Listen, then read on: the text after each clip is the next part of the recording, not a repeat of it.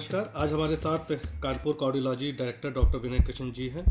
हम इनसे जानेंगे कि जो सर्दियां आने वाली हैं आगे और सर्दियों में किस तरह से इसका बचाव किया जाए, क्योंकि लगातार कार्डियक अटैक आ रहे हैं लोगों के और दर्द होता है, सीने में पड़ता है। तो आज हम उनसे पूछेंगे, साथ ही ये भी जानेंगे कि जो नई फैसिलिटीज़ अस्पताल में क्या क्या आने वाली है और किस तरह से और आगे कार्डियोलॉजी को आगे बढ़ाने की कोशिश की जा रही है। नमस्कार सर। नमस्कार सर, सबसे पहले तो सर कि जो आज सर्दियाँ आ रही हैं तो लोग कैसे बचाव करें अपना, कि जो हार्ट अटैक को लेके या सर्दियों में किस तरह से रख रखाव अपना करें। सर्दियों में जो खून की नसें होती हैं वो कॉन्ट्रैक्ट कर जाती हैं, सिकुड़ जाती हैं टेम्परेरीली, उससे ब्लड प्रेशर बढ़ जाता है। तो जो लोग ब्लड प्रेशर के रोगी हैं, पहले से दवा खा रहे हैं, उनको पुनः सर्दी बढ़ने पर अपना ब्लड प्रेशर चेक कराना चाहिए और आवश्यकता अनुसार उनका जो दवा है ब्लड प्रेशर की, उसकी डोज को बढ़ाने की ज़रूरत पड़ सकती है, जो कि सर्दियों के बाद फिर कम हो जाती है। अगर ब्लड प्रेशर बढ़ा रहता है, उसको कंट्रोल नहीं किया जाता है, तो हार्ट को अधिक रेजिस्टेंस के अगेंस्ट काम करना पड़ता है, हार्ट पे वर्कलोड बढ़ जाता है। उससे जो पेशेंट एंजाइना वगैरह के होते हैं, जो दवा से कंट्रोल चल रहा होता है, वो एंजाइना भी अनकंट्रोल होकर प्रकट रूप में आने लगता है सामने। तो उन दवाओं को भी मॉड्यूलेट करने की आवश्यकता पड़ती है। सर, आजकल कम उम्र में कार्डियक अटैक की बड़ी घटनाएं हो रही। कुछ लोग ऐसे बीच में वीडियोज आए कि कुछ लोग डांस करते हुए एक्सपायर हो गए, या जिम में, या राजू श्रीवास्तव वाला भी एक उदाहरण था कि जिम में थे और अचानक कार्डियक अटैक आया। तो उससे किस तरह से बचाव किया जा सकता है? ये हार्ट अटैक की बीमारी या ब्लड प्रेशर की बीमारी, ब्लड शुगर की बीमारी, ये सब बीमारियां लाइफस्टाइल डिसऑर्डर कहलाती हैं। लाइफस्टाइल डिसऑर्डर का मतलब होता है कि नियमित दिनचर्या हो, स्वस्थ खान पान हो, पर्याप्त व्यायाम है किया जाए, सोने जगने का समय निर्धारित किया जाए। हम लोग स्वस्थ जीवन शैली से दूर हट गए हैं, इसलिए नई नई समस्याएं हम लोग के सामने आनी शुरू हुई हैं। स्वस्थ जीवन शैली को अपनाना ही हम लोगों के लिए आवश्यक है, क्योंकि कार्डियक बीमारियों का इलाज बहुत महंगा है और उनसे बचाव करना बहुत ही सस्ता और आसान है। तो आप थोड़ा सा टिप्स बताइए कि किस तरह से बचाव किया जा सकता है इससे। स्वस्थ जीवन शैली का के अंतर्गत जो मुख्य बातें आती हैं वो ये है कि आप प्रातःकाल सही समय पे, एक निर्धारित समय पे रोज़ उठेंगे। उस समय को आगे पीछे नहीं होना चाहिए, एक निर्धारित समय पे उठिए। उसके बाद हल्का फुल्का व्यायाम करिए और हल्का फुल्का नाश्ता करिए। जो भी चीज़ हो सुपाच्य होनी चाहिए, विटामिन से भरपूर होनी चाहिए। और इसी प्रकार से आपका लंच का, डिनर का सब टाइम निर्धारित रहना चाहिए और सब चीज़ों को समय से खाना चाहिए। बाज़ार का जो फास्ट फूड वगैरह है उससे बिल्कुल परहेज़ करना चाहिए, क्योंकि उनका क्या कुकिंग मीडियम है, कौन सा फैट उसमें है, कौन सा प्रोटीन है, कोई नहीं जानता है। तमाम अखबारों में आता रहता है, रिसर्च रिपोर्ट्स भी आती रहती हैं कि इस प्रकार के जो फास्ट फूड आइटम्स को बनाने में बहुत सी अखाद्य चीज़ों का उपयोग किया जाता है। तो जो शुद्ध चीज़ें घर में बनाई जाती हैं वो सुपाच्य भी होती हैं, विटामिन से भरपूर भी होती हैं और स्वस्थ जीवन उससे मिल सकता है। सर, इधर क्या लगातार ओपीडी में कितने मरीज आ रहे हैं? क्या मरीजों की संख्या बढ़ रही है इस सर्दी के कारण? रोगियों की संख्या धीरे धीरे करके लगातार बढ़ती ही रही है संस्थान में। जब मैंने ज्वाइन किया था इस इंस्टीट्यूट को सन 90 में, तो एक दिन में ओपीडी में 35-40 मरीज सिर्फ आते थे। और आप ये समझिए कि 10-12 साल पहले जब हम डायरेक्टर बने थे, तब ओपीडी में एक दिन में 150-200 मरीज आते थे। और आज स्थिति हो गई है कि हमारा एवरेज ओपीडी का अटेंडेंस जो है वो 800-900 पर डे है, जो कभी कभी 1200-1300 ही पहुंच जाता है, कभी कभी 600-700 रहता है। तो ये संख्या बढ़ती ही जा रही है। इसके कई कारण हैं। पहला कारण तो यही है कि लाइफस्टाइल डिसऑर्डर होने का रोगियों की संख्या भी धीरे धीरे करके बढ़ रही है। दूसरा ये है कि जनता के अंदर अच्छे जांच और उपचार की सुविधा उपलब्ध होने के बारे में जानकारी स्प्रेड होने से, लोगों के अंदर विश्वास पैदा होने से, लोग कहीं और जाके चेकअप कराने के बजाय हमारे संस्थान में ही आके चेकअप कराना और इलाज कराना प्रेफर करने लग गए हैं। इससे भी संख्या बढ़ने लग गई है। नई नई क्या क्या फैसिलिटीज़ अपने जो कार्डियोलॉजी सेंटर है, और क्या क्या नई फैसिलिटीज़ और आ रही हैं? जैसे कि हमारे यहाँ कोई पेशेंट आता है चेस्ट पेन लेके, तो तत्काल उसका ईसीजी और ट्रोपोनिन टेस्ट, ब्लड टेस्ट होता है और ABG ये सब तत्काल कर दिया जाता है, CBC कर दिया जाता है। ये सब ऐसी जांचें हैं जो कि जांच तुरंत हो जाने से पेशेंट के आने के 5-7 मिनट में ये जांचें हो जाती हैं।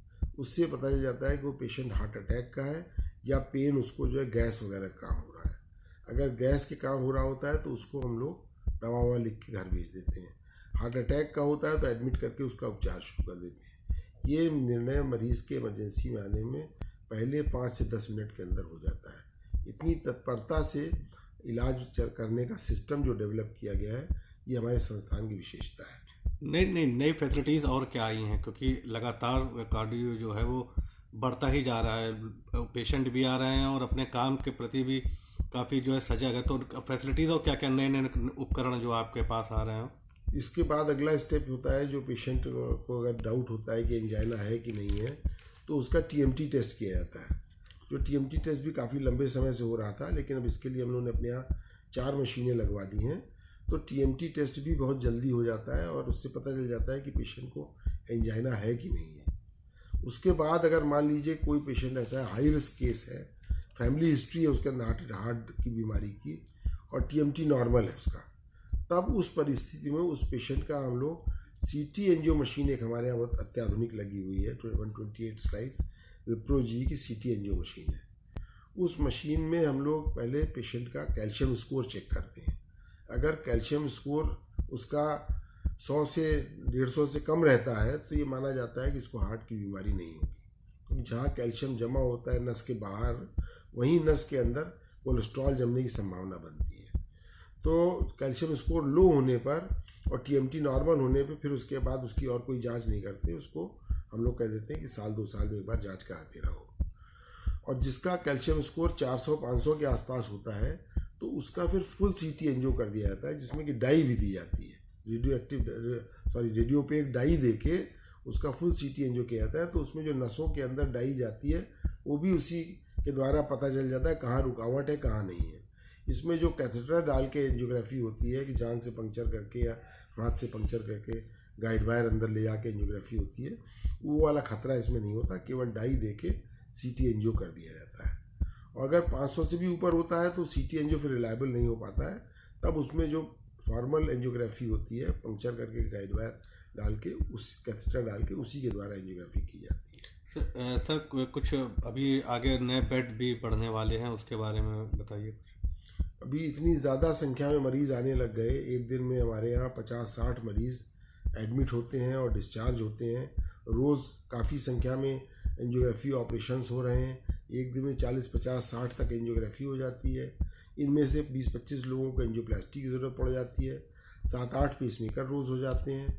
इसके अलावा 2 बीटिंग हार्ट बाईपास रोज़ होते हैं, 1 ओपन हार्ट रोज़ होता है, 2-3 थोरेसिक और वैस्कुलर सर्जरी केसेस रोज़ किए जाते हैं। इतना वॉल्यूम होने के कारण पेशेंट को पूरा बेड मिलना मुश्किल हो जा रहा है।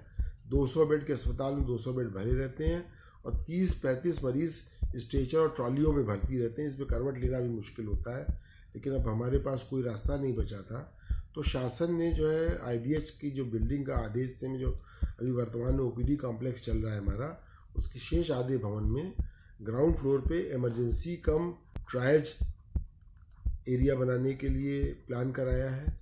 फर्स्ट फ्लोर पे डे केयर वार्ड रहेगा और सेकंड फ्लोर पे इमरजेंसी ऑपरेशन थिएटर और इमरजेंसी कैथ लैब रहेगी तत्काल उपचार करने के लिए।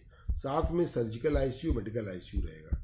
इस तरह से कुल लगभग 150 बेड हमारे उस बिल्डिंग 3 मंजिली बिल्डिंग में आ जाएंगे। मतलब 150 बेड और बढ़ जाएंगे आगे मरीजों के लिए। लेकिन अभी इसकी कार्यदायी संस्था CNDS जल निगम को नामित किया गया है, जिसके द्वारा अभी सॉइल टेस्टिंग वगैरह कर ली गई है, प्रोजेक्ट बन रहा है।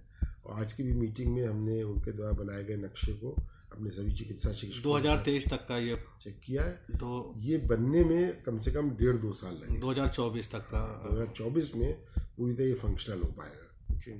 अच्छा सर, कभी ये भी है कि बाहर अतिक्रमण बहुत ज़्यादा है रोड पे, और वैन भी और एम्बुलेंस का उसको कारण भी बड़ी दिक्कत है, और उस पर क्या कुछ करने की सोच रहे हैं आगे? अब वो क्योंकि संस्थान प्रांगण के बाहर है तो ये हमारे अधिकार क्षेत्र के तो बाहर ही है। इसके बारे में हम समय शासन से लिख रहे हैं, क्योंकि इसके पहले अगर DM या कमिश्नर से बात हुई हो इस संबंध नहीं, हर मीटिंग में इस बात की हम चर्चा करते हैं कि जब कोई पेशेंट रावतपुर की तरफ से इधर आता है तो उसकी एम्बुलेंस वगैरह रास्ते में फंस जाती है, जिससे काफ़ी अप्रिय घटनाएं होने का डर रहता है। तो रावतपुर तिराहे से गोल चौराहे तक की सड़क का थोड़ा चौड़ीकरण किया जाना चाहिए। और अगर ये आगे चल के ये हट जाता है, जो रेलवे लाइन हटाने की प्लानिंग चल रही है, अगर रेलवे लाइन हट जाएगी तो सड़क काफ़ी चौड़ी हो जाएगी, क्योंकि अभी ये ट्रैफिक जैम की समस्या वास्तव में बड़ी विकट है। इधर सर जैसा आपने भी बताया हमको कि जो जब आपने ज्वाइन किया तो 35 पे 150, 200, आज 800 से 900 मरीज पर डे हो गए हैं। उन व्यवस्थाओं के साथ क्या अपने पास पर्याप्त डॉक्टर हैं? हाँ, डॉक्टर्स की संख्या हमारे यहाँ काफ़ी पर्याप्त है, क्योंकि हमारे यहाँ कार्डियोलॉजी डिपार्टमेंट में 8 रेगुलर टीचर्स हैं, 1 कॉन्ट्रैक्ट पे टीचर है, 6 बॉन्ड पे टीचर हैं और 9 टीचर बॉन्ड पे अभी और आने वाले हैं। तो इस तरीके से सुबह 8 बजे से लेकर शाम 4 बजे तक ओपीडी चलाने के लिए पर्याप्त संख्या में डॉक्टर्स हैं। और कुछ और नए डॉक्टर्स हमारे यहाँ ज्वाइन और भी कर रहे हैं, इसलिए अब उन लोगों को सबको ओपीडी का अपॉर्चुनिटी मिले, ये डॉक्टर के लिए भी ज़रूरी होता है, जिसमें जनता उसको जाने, और जनता के लिए है कि ज़्यादा से ज़्यादा मरीजों को जल्दी से जल्दी देखा जा सके। तो इसलिए ओपीडी आवर्स को भी हम बढ़ाने की प्लानिंग कर रहे हैं, जिसमें कि हमारे डॉक्टर शाम को भी ओपीडी रन किया करें। उसकी पहल करने के लिए सबसे पहले मैंने स्वयं किया हुआ है कि मैं बृहस्पतिवार को शाम को 4 बजे से 6 बजे तक पेशेंट देखता हूँ यहाँ कार्डियोलॉजी में। जो सर अपने यहाँ एडमिट हो रहे हैं उनको सारी सुविधाएं व्यवस्थाएं जो भी अपने हॉस्पिटल में अवेलेबल है उसे मिल रही हैं, और जो ओपीडी में आके जिनको पर्चा लिखकर जा रहे हैं तो क्या कुछ व्यवस्था यहाँ से मेडिसिन की अवेलेबल होती है, उनको बाहर से ही परचेज करना होता है? नहीं, ये 99% तो बाहर से ही परचेज़ करना पड़ता है, क्योंकि गवर्नमेंट के द्वारा हमारे अस्पताल को एक इमरजेंसी अस्पताल के रूप में मान्यता मिली हुई है। तो इमरजेंसी अस्पताल में जो भर्ती मरीज़ हैं उनके लिए उपचार के लिए, और इमरजेंसी में जो आने वाले मरीज़ हैं उनके उपचार के लिए, जो रूटीन मरीज़ों को शुगर की दवा बांटनी है या ब्लड प्रेशर की दवा बांटनी है, वो काम हमारी प्राथमिकता में शासन नहीं रखा है। तो ज़्यादातर इस प्रकार के कामों के लिए बजट भी उर्सला में को अवेलेबल कराया जाता है। उस तरह की हेल्थ केयर डिलीवरी, शुगर और ब्लड प्रेशर के इलाज की उर्सला की जिम्मेदारी रहती है। हमारे साथ डॉक्टर विनय कृष्ण जी ने बहुत अच्छी बातें बताई कि किस तरह से आगे कार्डियोलॉजी को और बढ़ाया जा सकेगा, और किस तरह से 150 बेड की भी मरीजों को 150 बेड मिलेंगे, और बाहर से भी जो दूर दराज से मरीज आ रहे हैं किस तरह से उनका इलाज किया जाएगा। बहुत बहुत धन्यवाद डॉक्टर साहब, और आगे आप इस तरह से ही कार्य करते रहे, इसके लिए हम लोग प्रार्थना करते हैं। धन्यवाद सर। बहुत बहुत धन्यवाद।